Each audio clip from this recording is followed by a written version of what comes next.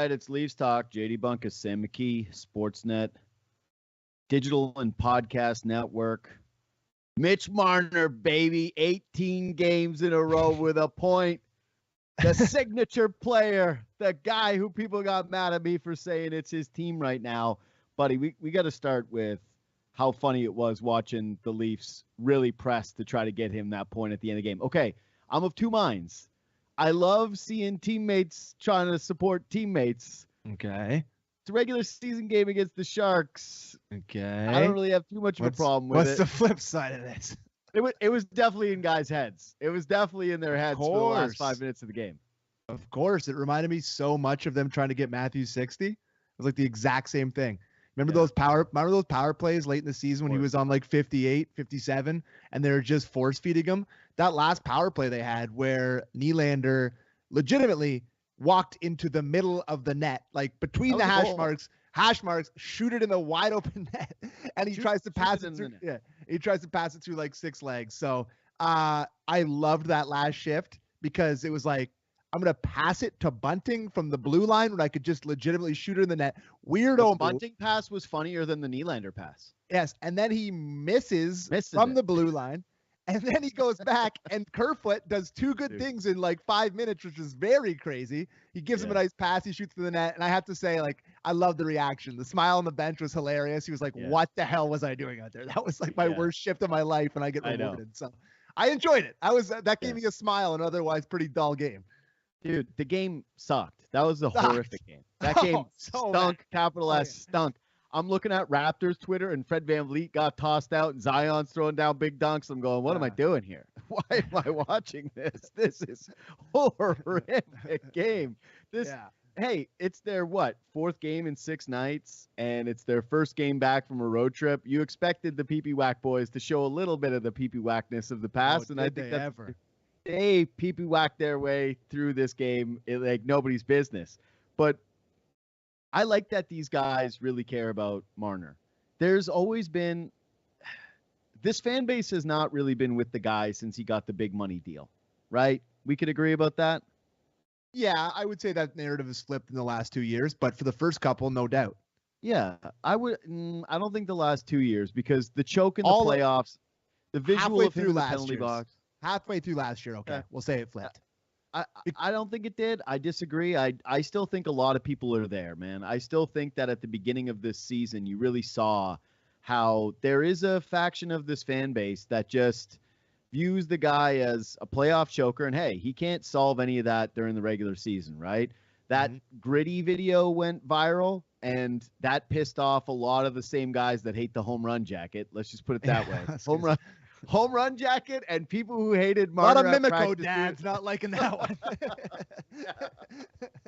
No, some people saw that and got capital T triggered, buddy. Yeah. But I do think that the beauty of this streak is this is a bit of a breakout moment for a guy, in my opinion, it's just my opinion, that has not been fully embraced the same way as some of his star counterparts in this market. He's not loved the way that Matthews is.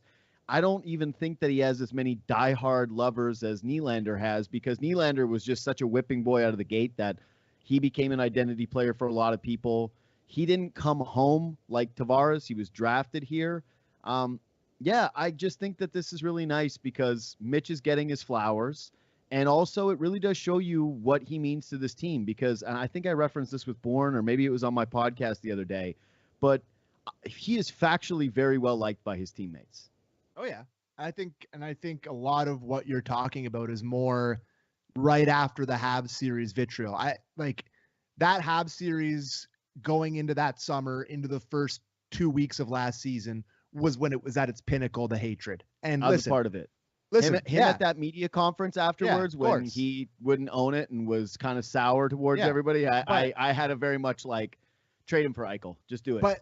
But this, I mean, since that bad start, basically, I guess was that game in Chicago last year where they flipped it and he got red hot. Him and Matthews got red hot.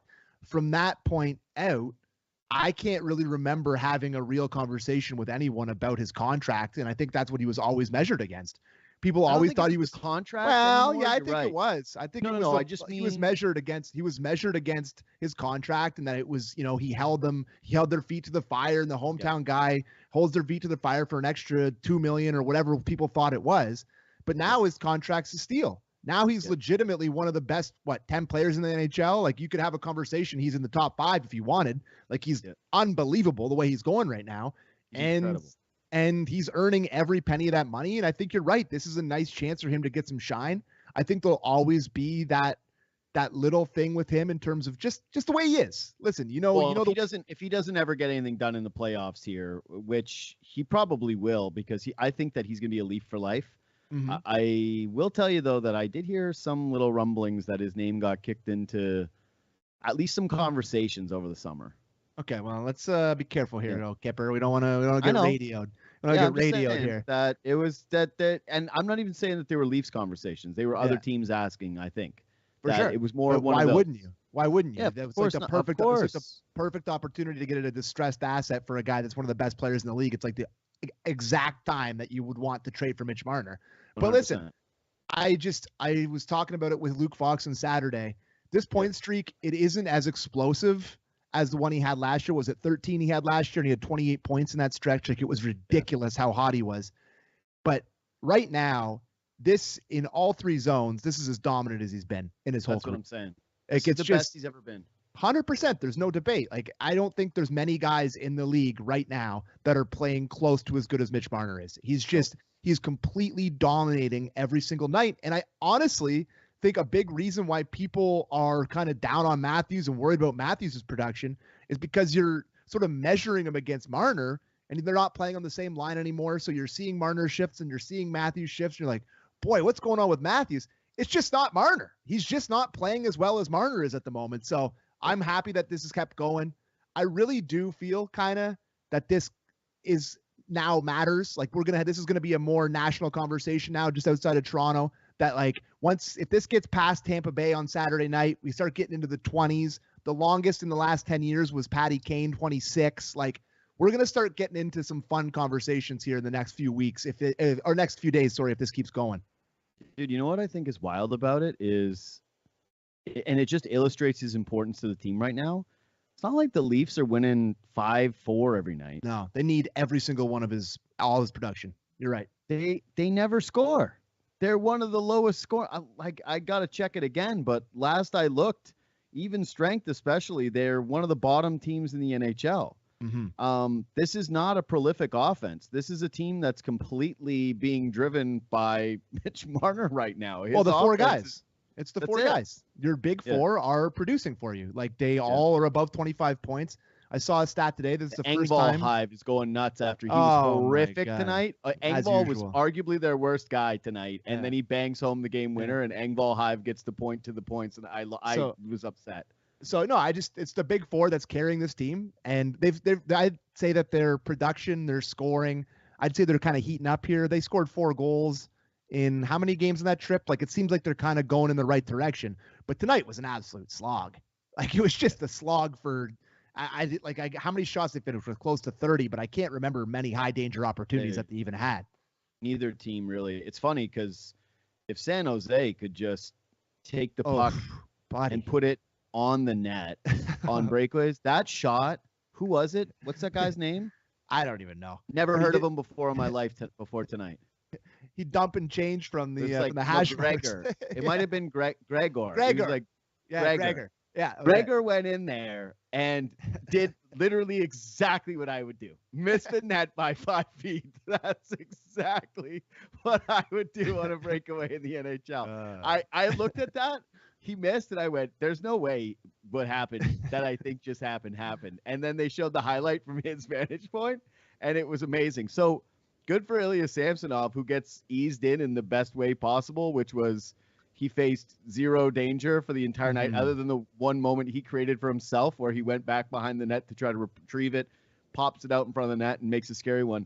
I do want to say I'm going to plug my podcast for tomorrow. I have Elliot Friedman on, and it was funny that you mentioned. Yeah, I know. I got Friedman. He's coming on. Good get.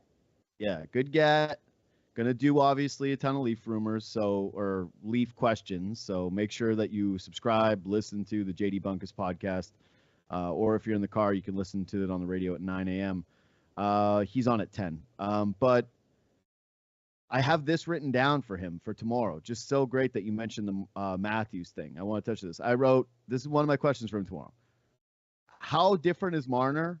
Or is this just a perception switch in light of Matthews' strong number and undeniable numbers? Like, I do feel as though such a big part of this for both guys is Matthews hasn't been as good. Marner's been a little bit better, and it's created some of the conversation that you saw what I asked Bourne the other day, right? Mm-hmm. About it being whose team or whatever. Yeah, I saw that. I think that this is the way that it goes. That make you mad too? You get a little sour? Listen. I grew up with too many crappy Leafs teams, buddies, where you're debating if it was Nikolai Kulemin's team or Mikhail Grabowski's team. So I'm not going to get into these conversations where it's just like they have 4 really sick guys. They have 2. It was Nikolai Kulemin's team, by the way. Just so it was Kulemin Nation over here. Big Kulemin guy. I work at Sports Talk Radio every day. I work with Kipper. I know the conversation that you're having here. But to me, I can't get behind it. Like, I really don't see it as one guy's team or one. I'd say Marner's the best. Marner's the best guy on the team right now, but Matthews has the potential to be better than him. I am going to give you the worst, most happy-go-lucky take of all time.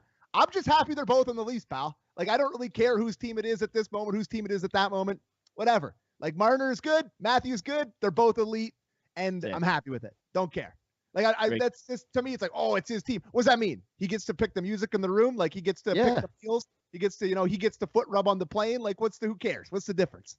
No, to me, it's just a conversation of who is the team's identity player at any given time. And I think that right now he's the team's identity player. He's the best player on the team. He's the best player on the team. Not 100%. That's 22 mentality, bro. That's you with your Twitter brain thinking that a question like that is a negative. That I said that's a Rorschach test for anybody that hears that. You hear what you want to hear.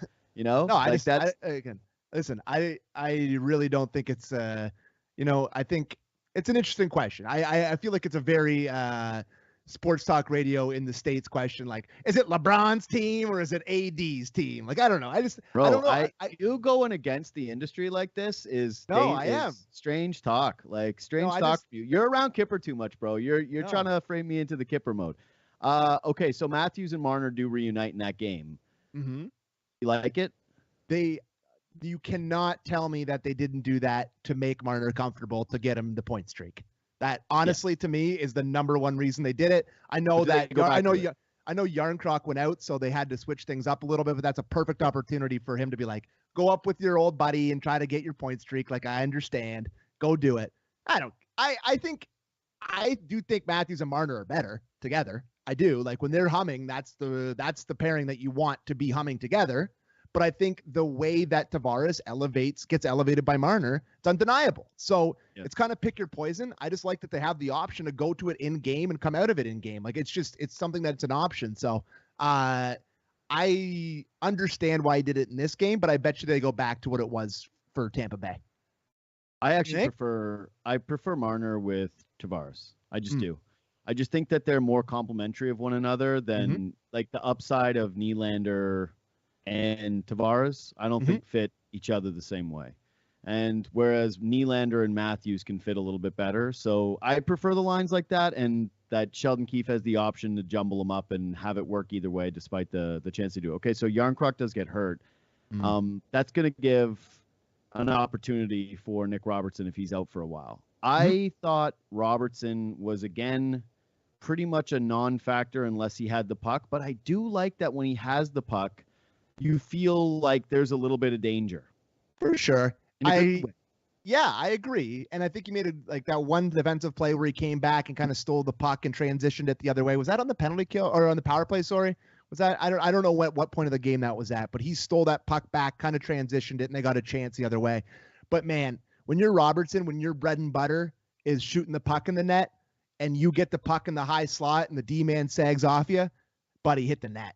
Like, you don't get these opportunities. You've watched him play in how many games that he's had over the last 3 weeks. It hasn't been many, but like, your whole bread and butter is your ability to score. You're going to be the guy that you get your chances. If you get your chances, it's going in the net.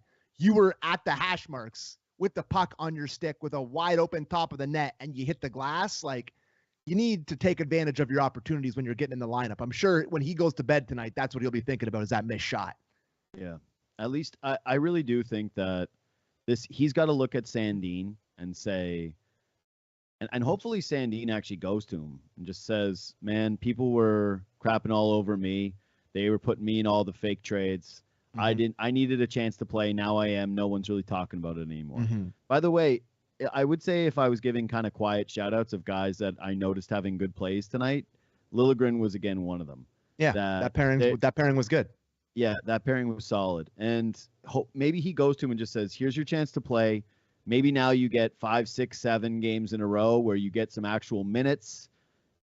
Prove it to people. Prove to people that you're the guy from the preseason, not the guy from the regular season that Sheldon Keefe refuses to put in the lineup over guys like Dennis Malgin, who, have kind of become a little bit of non-factors now down the stretch. Yeah. Next thing that I have, I don't know. I don't have anything to say about Samsonov because there was nothing that he had to do tonight. Can my conspiracy theory, he looked totally healthy to you? Who? Samsonov? Yeah, like he looked like he wasn't trusting a push. Like it's like me after too many Molsons waking up the next morning and having a coffee. He wasn't trusting a push. But to me he just looked a little ginger. Like, not like they rushed him back, but like maybe that he was a little bit worried about re-aggravating something. Like he just had the yips a bit. Like there's just a couple. I could see him being in his own head though. There's, of course, was he off a month? Like I get being afraid to re-injure yourself, but it just looked like to me that there was a couple plays where I was just like, I hope he's fully healthy. He showed me nothing tonight that I'm not going to give Matt Murray the start on Saturday night, but like it's nice to have him as your backup option. You want to really let me do sports radio stuff, buddy? You're going to call me out? No. I'm not worried about him when it comes to the injury re-aggravation because mostly he's been a healthy guy, and I think that was a flukish play. My guess is given the play of Shalgren, given the play of Matt Murray, given where the Leafs have been at in terms of conceding goals, there's just no reason for them to rush him back. If he's doing it, then that's him. No, I wouldn't say they rushed him. I just mean like maybe he's just not trusting it totally. Like he's probably fully healthy and he's just kind of thinking about it. That's what I thought. Yeah. I could be completely wrong, but it just eye test to me. My only fear with him is he had a real moment where Matt Murray's out and he was balling behind this team. He was getting a lot of good pub. He was starting to get a little bit of that. And he did it the other day again with the heater when he talked about Mitch Marner, right? He's not afraid of attention, man. He's not afraid of a little limelight. He likes it. He's not afraid to give a quote. He likes stepping in front of a camera. That's pretty clear.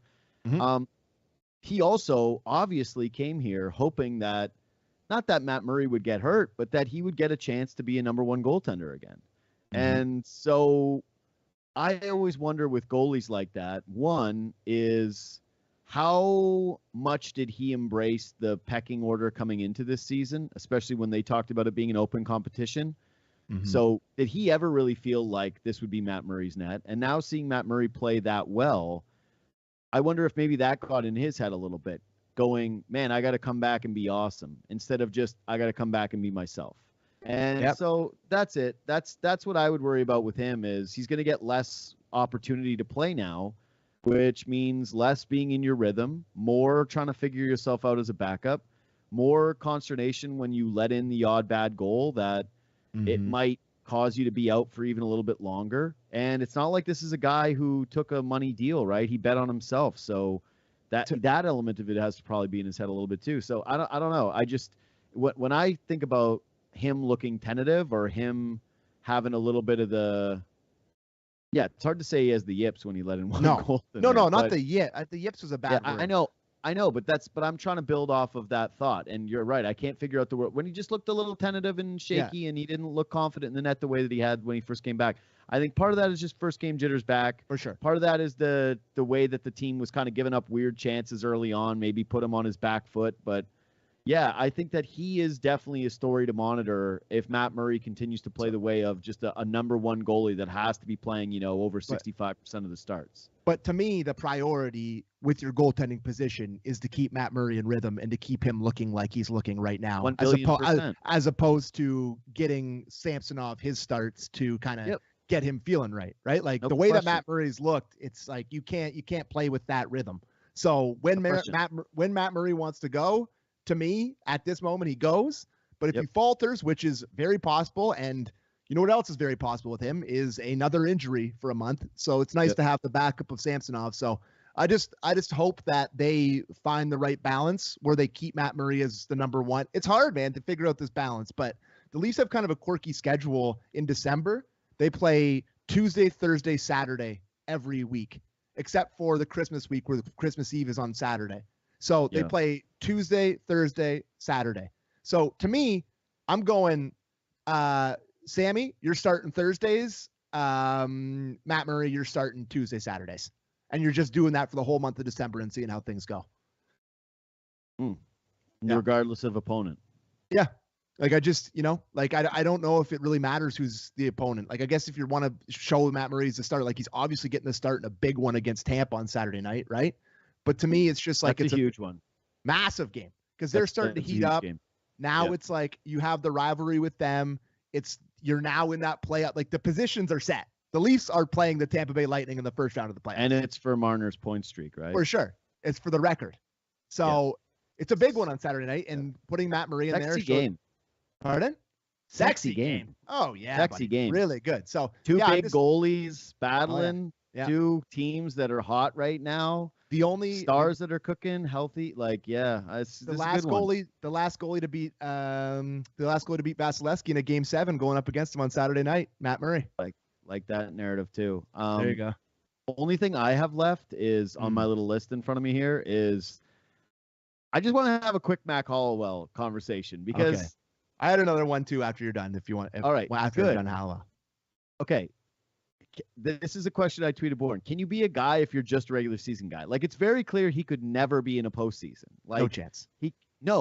He's the goal against was tough. Him Mete was a bad play. It was quite bad. But there's just something there with the offensive instincts, man. He's got to be furious that he's not 2 inches taller and 20 pounds heavier. Like, it's a great pass. Look at that. This is a great pass on the first goal. And man, he has vision up the ice. When he has the puck in his own end, he's decisive. Mm-hmm. He can snap one. He's got touch. He reminds me of you ever see pool trick shot artists? Yes, of course. He's like that. Like he can dime it, bro. And the thing I've noticed about him, not even is the offensive ability, which is nice, but he's just got good feet. Quick feet. Yeah, great. Like he's not stuck in the mud. He's not slow coming out of his zone. He gets the puck and he goes north and it goes pretty quick. To be honest, outside of Sandin, he is the best skater on the Leafs D-core right now. Like no doubt. Like it's crazy to say that when you look at who else is out there, but he is moving his feet the quickest. Like their D-core is pretty slow at the moment. I guess you'd say Mete when he's in there is there too. Yep. But man, Hollowell's feet look pretty good. But yeah, that defensive play, like here's the thing. There's not many organizations that have a better ninth defenseman than Mac Hollowell. How's that sound? I think he's higher than 9. I like him more than Mete. All right, I like him more than Mete. You like him more than Ben? Not above the Lord and Savior Ben. Like no, of course. No. Ben clearly above. No, he's below everybody else. Yeah. But you want me to make you mad? You want me to make Leaf fans mad tonight? Yeah, sure. You're gonna say something about Riley? Yeah. No. Abort. I'll just say that he's decisive with it, man. It's nice to see a guy back there who can just make the decision right away. Like it's just nice. Mission. It's just nice. Not a lot of missing 44 on any given night for me. I'm not out here going, God, I wish 44 was back. Like, so there's 2 things that I have to say to you about tonight. Oh, I do have one more thing now. Okay. The first one was Giordano. Boy, looked his age tonight. He got hit hard in that last game, and this is 4 of 6, and that's where you're going to notice the 39. Holy, It looked like someone poured cement in his game. Slow, and how many icings for him tonight? 5? 4? Dude, do you remember there was one moment in the game he was trying to get off on a line change, and someone he's like, just oh, he's like, are you kidding me, man? I know, the fuck went back over, and it was all Will, man. It was just all Will. And then he immediately iced it. Yeah, I know. He was dead. Anyway, that's gonna happen. He needs a blow. He needs the 3 nights off, or the 2 nights off that they have coming up here. He looked his age tonight. Thought Hall looked really slow tonight too. Not Hall's turnovers early in the game almost put him in the grave. So, but the question I wanted to have you, and I'm sure you've had this on your show, but we haven't talked about it yet. The startling lack of missing Morgan Riley is concerning to me with that contract. Because my thing I tried to bring this up with Borney and Kipper the other day, and they were both like, "No, you want him in the playoffs." I'm like, "Yes, he's a great playoff performer. There's no debate." I do. He's great in the playoffs. Don't try to say he's not. Those 7 games, he plays 30 minutes. He lugs the puck. I'm just trolling right now. I'm just trolling right now because I haven't thought of him. No, not once. And honestly, what I keep thinking about actually is how it's going to be awesome with Brody. And I always go, oh, yeah, and Morgan Riley. Okay, so this is how I tie my thing in here. When he first got that contract, I went, boy, oh, boy, what a good guy. He took the friendly deal, and he did. Okay, he took a friendlier deal than what he could have gotten on the open market. Absolutely. They're playing the Sharks tonight, and I couldn't help but think so everybody loves Timo Meier, and it wasn't a Timo Meier night. It certainly wasn't a game where I went, boy, you'd kill for that guy. I know where you're going. Yeah. I agree before you even say it. If you're all in, could you just consider a trade where the Sharks eat money and you give them Mo and you take back Carlson and figure out the rest? Please, God. You know who popped? You know who popped tonight? Erik Karlsson. You know who's everywhere tonight? Erik Karlsson. You know who is not worth the money that he's worth on the contract that he's worth is Erik Karlsson. But if you're the Sharks, you get a guy who's younger, who's from the West Coast, a guy who is a leader on and off the ice, a guy who leads by example. Like, I like Morgan Riley. I've been a Morgan Riley guy for a long time. You know this, but yeah, it's hard not to look at a guy like Karlsson and just say, man, if you could upgrade that, if you could go from Morgan Riley to a healthy Erik Karlsson, the Erik Karlsson that they have this year, and the term is shorter, but the money's bigger, and if you could get the Sharks to eat some of that money and they'd be interested in them, I would have that conversation. I would have that call. It's a matter of what else goes the other way. Morgan Riley's no move clause for the next 8 years probably has a lot of going up to him being like, hey, the heart and soul guy that you just took like a hometown discount to stay here? We're going to trade you for Karlsson. Hey, you tell him, hey, remember Patrick Marleau? You guys all liked him. He loved it there. But he had a blast. I like the idea of just adding Karlsson, period, and without trading Morgan Riley. Like, is there a way you could do that? Do you get the money out? No, because the real thing I kept thinking of. Yeah, he makes $11 million, and you want them to eat some of that dough. You want them to eat some of that cash. The real one that you'd love to try to actually figure out with picks and with money and all that different stuff going out the other way is, could you get something done where you got Meier and Karlsson from the Sharks and put Riley the other way, the LTIR thing the other way? Well, just that they are the perfect kind of all-in trade partners. Please let me on air the day that happens. Oh my God, could you imagine? Meltdown. Buddy, I like doing the fake sexy trade. What's the point? And people love doing the guy from Columbus. Is it Gavrikov? They're always like, go get I'm like, fine, whatever. How about Dante Fabro? I'm like, who? No. Who cares? Dumba would be one that you would really love to see come to the Leafs. And then, I'm sorry, the Karlsson. I don't get the thing that people say about how the Leafs don't need a guy like Karlsson. They need a heavier guy. I'm going, who's awesome is the guy who has the puck all the time, Erik Karlsson, who makes plays. You know what I'm pretty sure I've seen in my lifetime is Erik Karlsson take like a pretty crummy team to he played really the brink good of a playoffs. Stanley Cup Finals. Yeah. Who made one of the nicest plays I've ever seen in a Cup final. I think Erik Karlsson knows. Final, but I think he knows how to take a hit. I think he knows how to take a hit. Like he's played in tough games. But I like the idea of one of those guys, or Klingberg. I like the idea of too, like a pure. I'm not rental. a Klingberg guy. Yeah, it's a pure rental. Not a Klingberg guy. Listen, I know, but I'm not a fan. I'm not a fan of the guy. I'm not a fan of. Dude, I could not. If they get Klingberg, I'm gonna hammer it. I would hate. That's the number one move I would hate to see them make. Like, no, that's a hard no for me. Yeah. So they, listen, that would be a big time move for them to get him or Karlsson or whatever. But I don't think it's you know why it's never going to happen? Because none of these guys play for the Coyotes, and that's the only guy. That's the only guy that Dubas trades with is Bill Armstrong. It's like those are the only trades he makes. And they didn't play for Sioux Greyhounds, so or Arizona. Well, he's like he checked off all the boxes with Connor Timmins. Traded with Arizona, played for the Sioux. You're coming to Toronto, baby.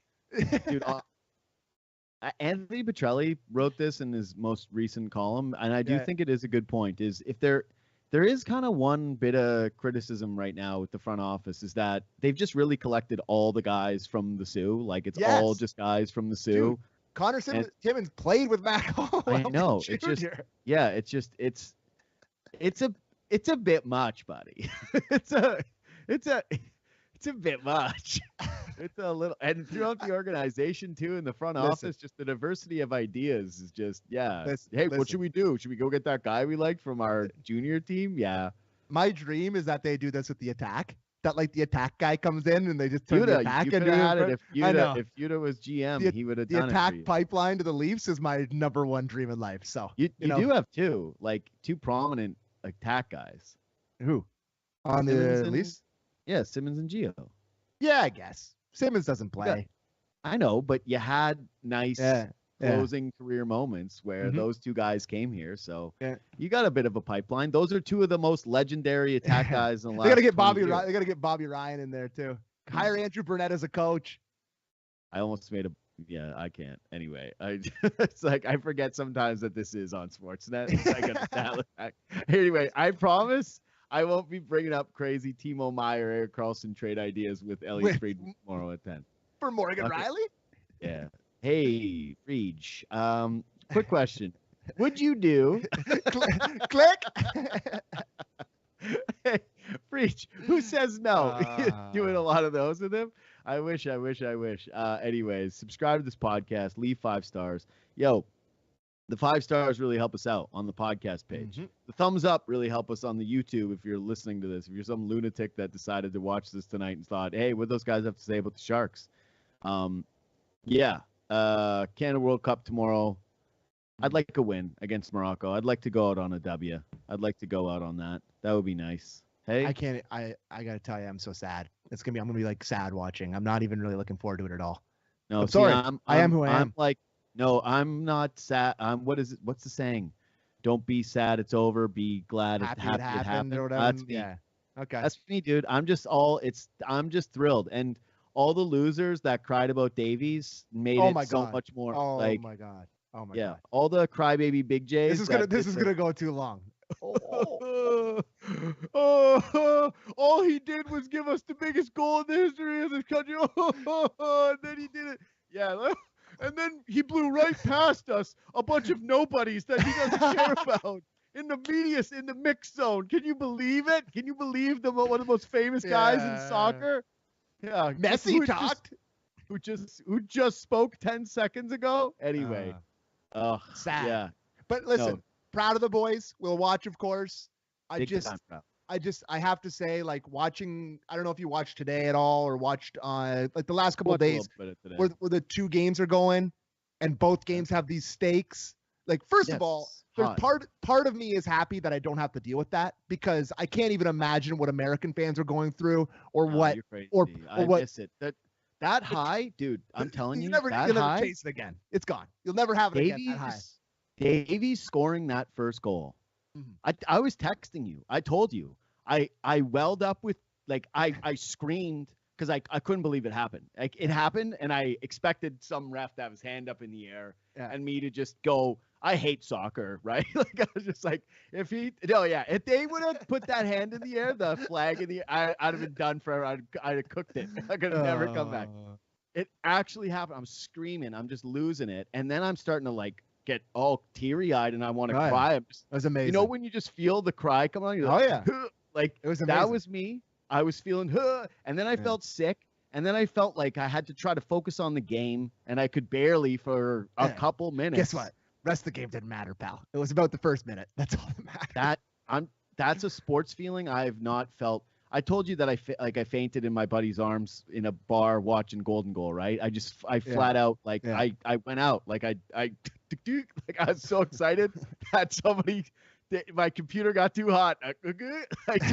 My buddy caught me, propped me back up, and I was back, and then just crushed it. I was so happy that my body shut down. That is the only thing I can compare it to. Like rim bounce was elation, and then we went and partied, and it was a whole thing for hours. But the singular moment of the Davies goal, it was amazing, and it was such a gorgeous goal too. That's it. Big header, like over the top, right in the middle of net. Big. Anyways, let's not talk about it anymore. We're gonna go out there. We're gonna smack up Morocco tomorrow. Gonna be a nice 2-zip. Couple talks for the boys. It like he better talk about this in the mix zone later. Well, he better have something good to say for me. Like what a loser. Yeah, that's so tough. That's such anyways, we gotta go. We gotta go. This was a fun one. This is starting massive to get loose. game on Saturday. Leafs, Monster Lightning. Game. Big old game. Matt Marner going for the point streak. Can't wait. Hey, can I tell you something? Yeah. Saturday night? Yeah. Might be I text people go Leafs go before the game. Like it's one of those games. It's one of those games. Like that's a stakes game. That's a sexy one, you know? That's matters. Hey. It's a fire off a text to a friend. Hey, go Leafs go. It's and not, then your buddy. You know? That's a good one. That's a real go Leafs go game. I want to see the people tweeting. Go Leafs go. Give me not every game gets the group chats fired up. Yeah. But that is certainly one that will get that's a group chat, sexy game. Group chat game. You know? Tonight, not so much. Yeah. Tonight was who watched this tonight? Honestly, I can't wait to see the comments in the stream. I love anybody. Hey, anybody that's with us right now, you're ride or die. We love you to death. Like you obviously already left. And still with us after yelling about Big J journalists for 5 minutes. Mix zone. It's just so embarrassing. Mix God, we got one cool moment, and then the Big J's came out. We're like, "What's going on here? Like, we're gonna cry?" Yeah, is this where we come to cry? It's the cry zone. Yeah, it's just what are we doing? Anyway, it's Leafs Talk. Follow us on Twitter and Instagram at JD Bunkis, at Sam A McKee, and we'll catch you Saturday night. It's you and I, like riding all the way to the holidays. We're Santa. We're in the sleigh. All right, we'll see you, folks.